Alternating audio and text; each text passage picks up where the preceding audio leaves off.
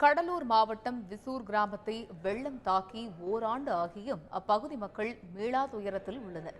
அவர்கள் படும் பாட்டையும் இன்னல்களையும் பகிர்ந்து கொள்கிறது இந்த செய்தி தொகுப்பு. ஆண்டுதோறும் புயல், மழை, வெள்ளத்தால் பாதிக்கப்படும் கடலூர் மாவட்டம் கடந்த ஆண்டும் அந்த பாதிப்பில் இருந்து தப்பவில்லை. வெள்ளம் பாதித்து ஓராண்டாகியும் அந்த துயரத்தில் இருந்து மீள முடியாமல் விசூர் கிராம மக்கள் தவிக்கின்றனர். தூக்கமில்லாதையே கடந்து போடுறோம். இன்னைக்கு 4 நாள் அந்த வெள்ளம் வருதுன்னு போயிருக்கும். இந்த கட்டடத்துலயே இந்த மின்னால அந்த பந்தல்லையே உட்காந்து கிடக்குறோம். இவன் புள்ளியெல்லாம் பயந்து பேர புள்ளியெல்லாம் பயந்து வந்து கிட்ட உட்காந்து பிடிச்சின்னு கிடக்குது. மழை வெள்ளத்தில் ஏராளமான வீடுகள் அடித்து செல்லப்பட்டதுடன் பல வீடுகள் மணலால் மூடப்பட்டன. உடைமைகளை இழந்து நிர்கதியற்ற நிலையில் இருக்கும் அவர்கள் தென்னங்கீற்றில் கூடில் அமைத்து பாம்பு, பூச்சி உள்ளிட்ட விஷ ஜந்துக்கள் மத்தியில் வாழ்ந்து வருகின்றனர். வீடு எல்லாமே போச்சு. இந்த கீத்து கோட்டையில் இருக்கோம் நாங்கள்.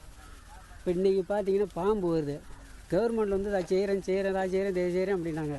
ஒன்றும் கிடையாது. வெள்ளத்தின் போது அரிசி, பருப்பு, பாத்திரங்கள் வழங்கி உதவிய அரசு அதன் பிறகு தங்களது நிலையை கண்டுகொள்ளவில்லை என்பது விசூர் கிராமவாசிகளின் குற்றச்சாட்டு. இப்படியே காலத்துக்கும் இப்படியே நாங்கள் கஷ்டப்பட்டு இப்படியே போயிட்டு இருக்க முடியும்.